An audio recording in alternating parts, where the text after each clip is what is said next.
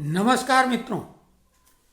आज champions trophy का final match Dubai में खेला जाएगा और हमने इस चैंपियंस ट्रॉफी को लेकर जो विश्लेषण किया था, कई लोगों को अच्छा नहीं लगा होगा, लेकिन विश्लेषण में कोई कमी नहीं थी। जो बातें हमने शुरुआती दौर में ही कह दी थी, वही बातें अब लोग उठा रहे हैं। जैसे कि हमने कहा था कि भारत की टीम चैंपियंस ट्रॉफी जीतने के लायक तो नहीं है, लेकिन क्रिकेट में कई बार परिस्थितियां बदलती हैं और कमज़ोर टीम भी जीत जाती है।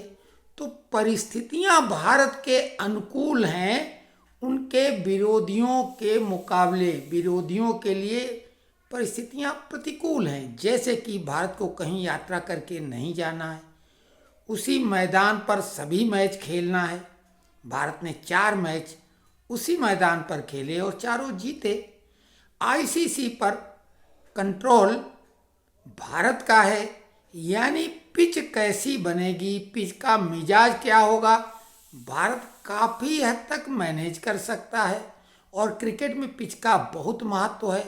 एक टीम चल के आई यात्रा करके, उसको वहाँ के हालात की जानकारी और पिच की कोई गुप्त सूचना उनको मिलने की संभावना भी नहीं होती है। सतह वो सरसरी तौर से देख के ही निर्णय ले सकते हैं, टॉस जीतने के बाद भी। तो ये सारी परिस्थितियां भारत के अनुकूल थीं। साथ में भारत का जो पेस वाला डिपार्टमेंट था, वो बुमराह की वजह से कमज़ोर था। लेकिन स्पिनर, 4 स्पिनर कभी भी बड़े टूर्नामेंट में ओडीआई में नहीं खिलाए, किसी टीम ने भी, भारत ने भी नहीं। Regular 4 spinner.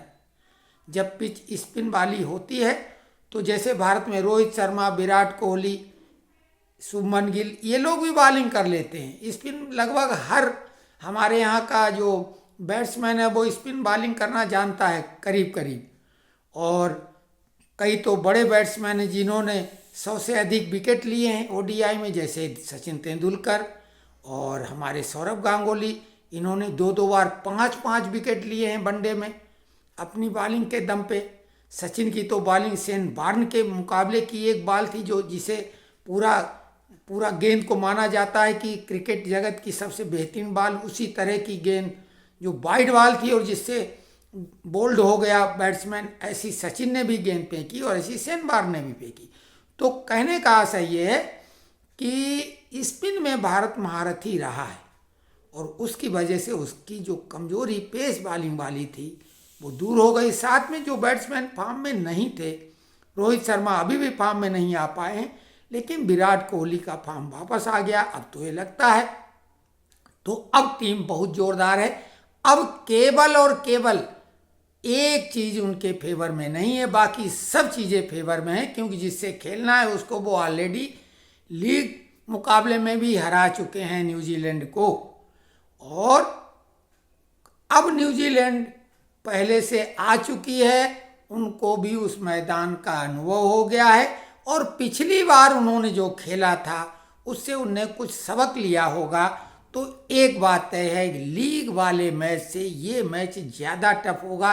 लेकिन स्वाभाविक है, 1 से लेकर 99 तक भारत का सब कुछ अनुकूल है, लेकिन केवल वही एक बात अब अंतर वाली है कि न्यूजीलैंड भी अब परिस्थितियों में थोड़ी ढल गई और उनके पास भी वर्ल्ड क्लास के 2 स्पिनर हैं। तो अब आज का मैच वाकई में फाइनल जैसा होगा, रोमांचक होगा। निश्चित तौर से पलड़ा भारत का भारी है और भारत के खिलाड़ी देशवासियों को निराश नहीं करेंगे, उनको आतिशबाजी करने का अवसर प्रदान करेंगे। ऐसी हम शुभकामनाएं भी देते हैं टीम को।